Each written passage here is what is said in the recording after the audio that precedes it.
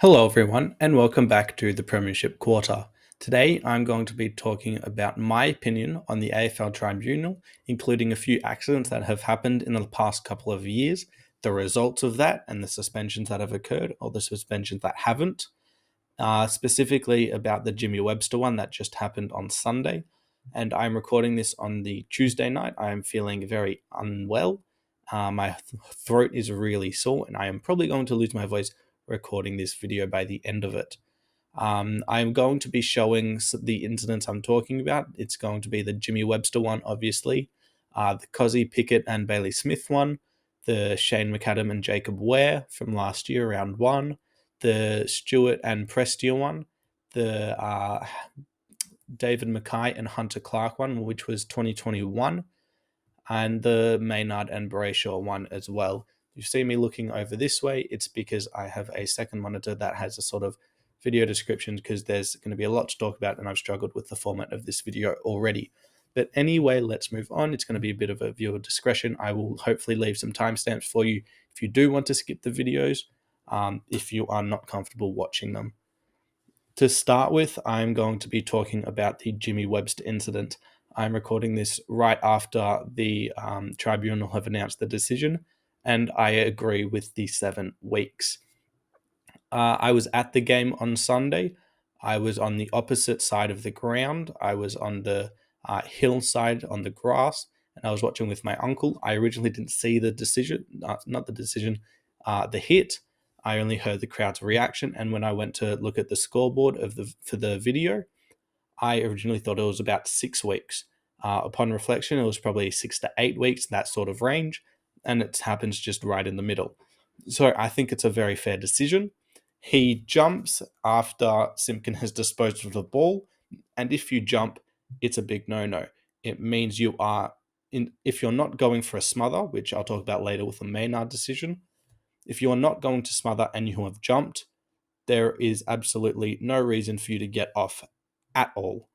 He hit him in the head, and Simpkin was low. He was sort of off balance a little bit, but that doesn't excuse it whatsoever. And he has hit him in the head, and the whiplash of his head is actually really, really dangerous.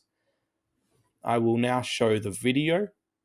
So I've got the video up now, and I'll just go, I'll play the video. As we can see, I'm just getting to it, waiting, here we go. So he disposes of it, and then Jimmy jumps, and that's where a lot of the problem really lies. He's seen him kick it, and then he's decided to bump him. He's probably thought, okay, I'm going to be able to hit him anyway, but the fact that he's jumped makes it 10 times worse. He's hit him in the head, and as you see, you could see his hair flick up, but his head has gone backwards. And that's really, really dangerous, and it's not a good sign. Obviously, he's had 3 concussions in the last year, and it could be really damaging for his life. Obviously, CTE is a really underdeveloped study, and we really don't know the effects and severe effects it can have on the human brain across your entire life. But it's not great. It's really not a good thing. I'm now going to also watch the Bailey Smith and Cozzy Pickett hits from last season. Just put it in full screen here. Just wait till we get to the video here. So Smith gets rid of it, and I'll just go back a little bit, slow motion as well, so we can sort of see when Pickett jumps. So Smith gets rid of it there. Pickett has already decided he's going to hit. Just after he gets rid of it, you can see he's already going for the bump. He's leaning in with his shoulder and he's going to bump. So at that stage, whether Bailey Smith holds it or not, whether he goes for a handball instead or tries to fake the kick, Pickett's going to hit him. And the problem that I have with it is by the time he actually is hitting Bailey Smith, you can see he gets him about here. His actual shoulder probably hits Bailey Smith's shoulder as well. But the fact that he's gone so horizontal means his back, so around his collarbone and shoulder blade area, has actually hit Bailey Smith in the jaw. As you can see, his jaw is literally moving from the impact. So it's not like he hasn't hit his head, it's only his shoulder. He has hit his head. And I think the only real difference between the two of Webster and Pickett, Webster's was slightly later, sure, but the only real difference I find is the concussion. Bailey Smith was not concussed. Simpkin obviously was. And I think the fact that the AFL can't discern the fact that they want to ban the action over the result of the action is a big problem. Smith not getting concussed result in Pickett getting 2 weeks for a hit where he is almost horizontal with his upper body by the time he hits Bailey Smith. Webster concusses him, and whether it's preseason or not, I don't care. He gets 7 weeks for it. Where Webster has jumped, Pickett has jumped. Webster has hit him in the head. Pickett has, with his back, hit him in the head. So realistically, the only difference that the AFL can determine between the two is the fact that Pickett has decided to, well, not decided, but Pickett has somehow not concussed Bailey Smith and Webster has. And I think that's a huge problem. If you want to get rid of the act, ban the act, which is where I get onto the Jacob Ware hit. And this was round 1 in 2023. And so I'll play the video now. So as soon as Ware lands, I'll go back a little bit more. Let Ware land. Shane McAdams' momentum is already taking him into the accident. And you can literally see the sweat due to Newton's laws of motion literally bounce off of him after McAdam hits him.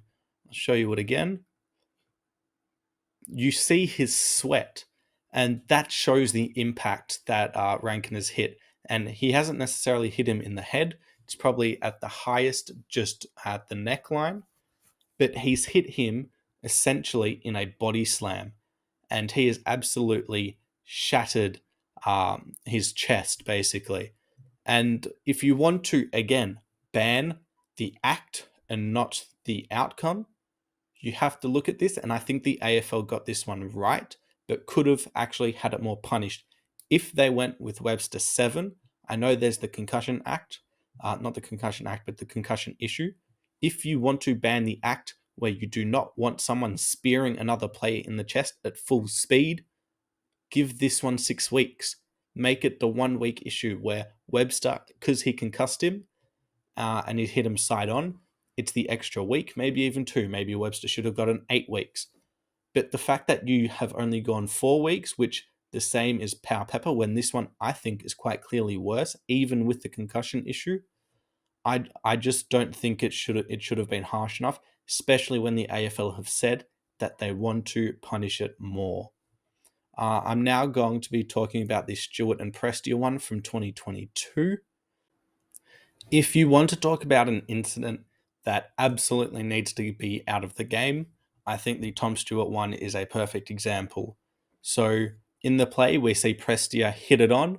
You can see Stewart still looking at him afterwards. He doesn't turn his head to watch where the ball goes, so he's focused on the player. And as you see, didn't want it to go, he follows through. He still doesn't turn his head. He watches Prestia all the way through and uses his shoulder to go bang into Prestia. He hits his head, and again, if you want the act removed, which I think you could argue this is the worst act of all of them that I'm going to show.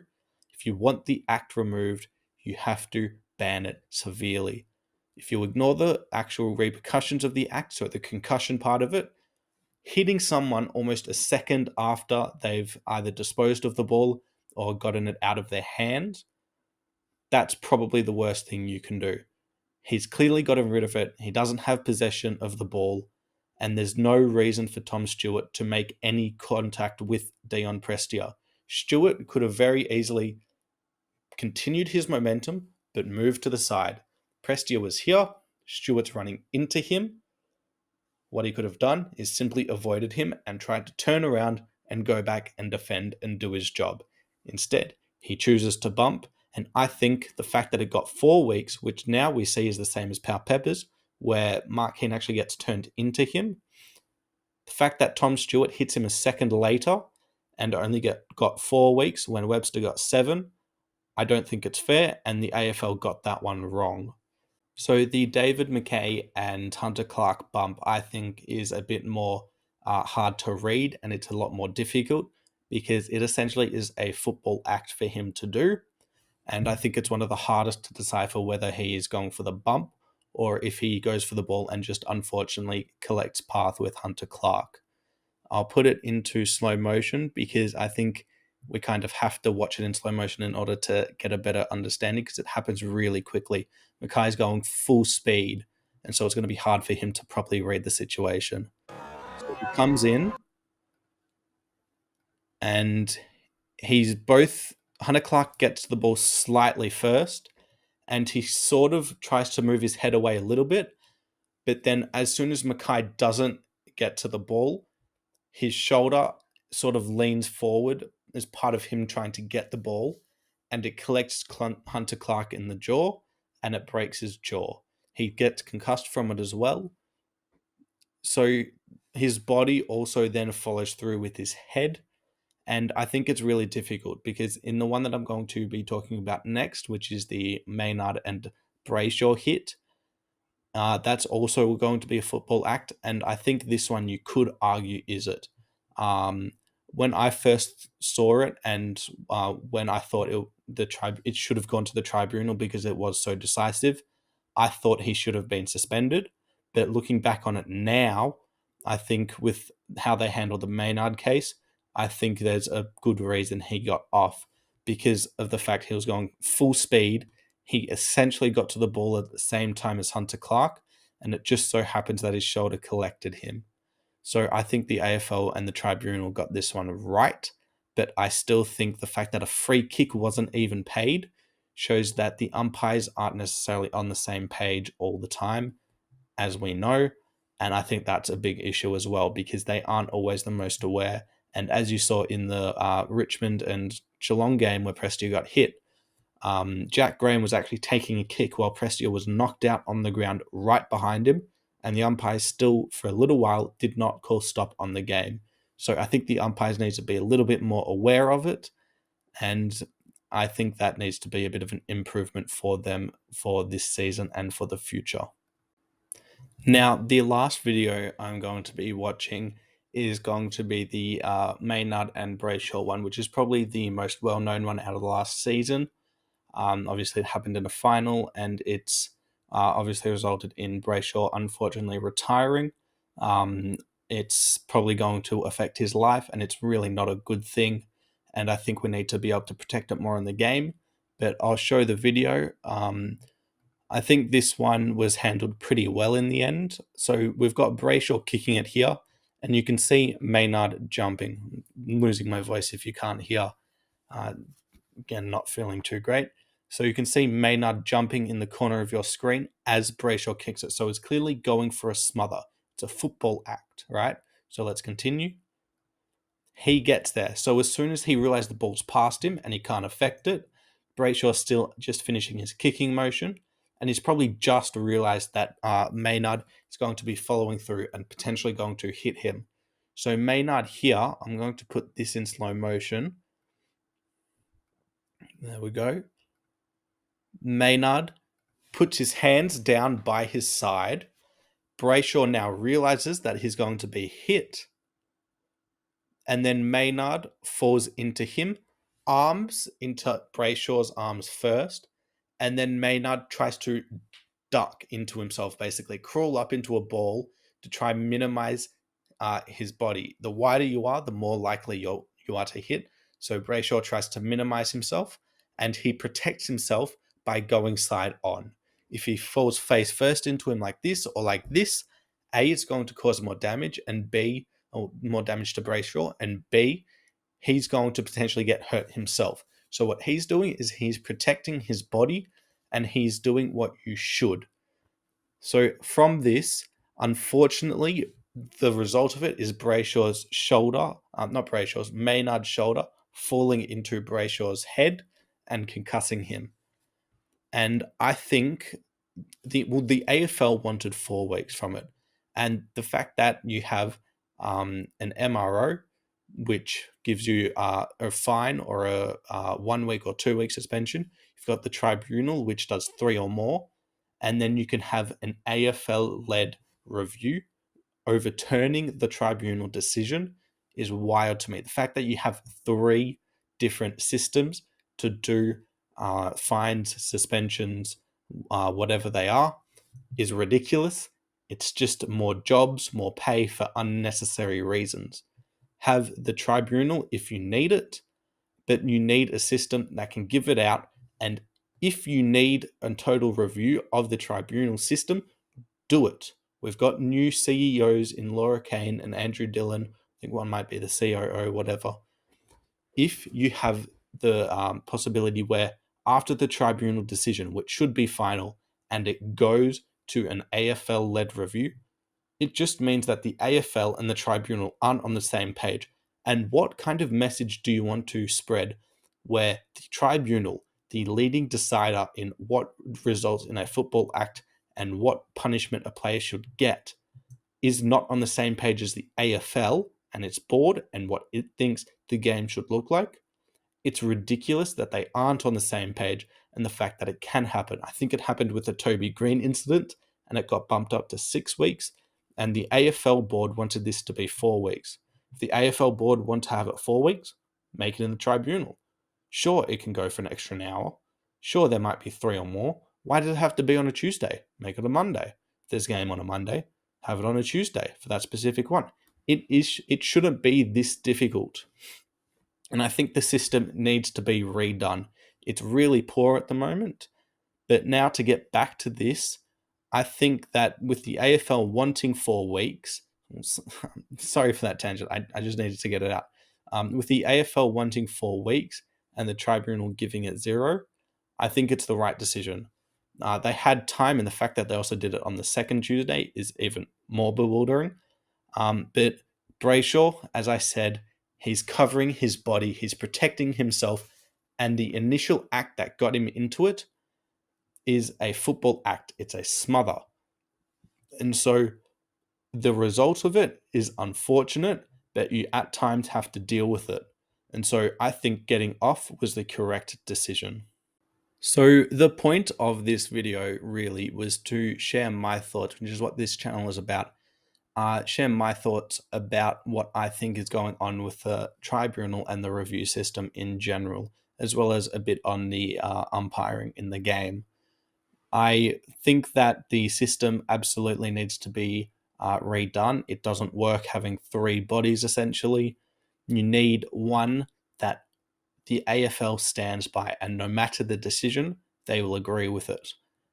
If you want an AFL board member on it that will share its thoughts in the tribunal, because I'm fine with having an initial decision like they've already got, and then when you want to either review it or for more extreme decisions, go to a tribunal. But the fact that you've got an extra AFL board where if they disagree with the tribunal, it just shows confusion, and it shows that the AFL and the tribunal are 2 separate bodies, which you don't want. They need to be the same body.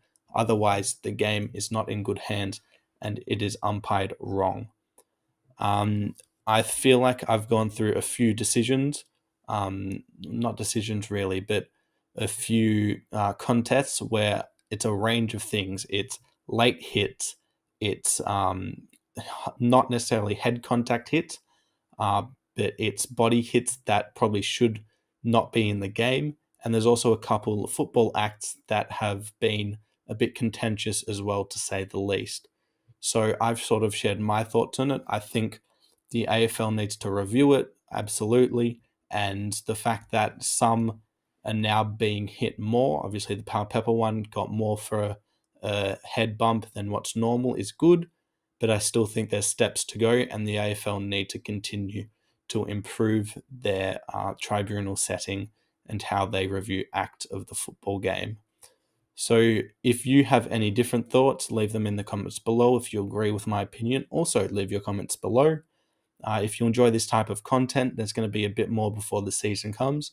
I am going away for the long weekend, so I'm going to struggle to put out some of the videos that I want to. But if you enjoy this type of content, there's a lot more coming. Like the video if you enjoyed it, and thanks for watching.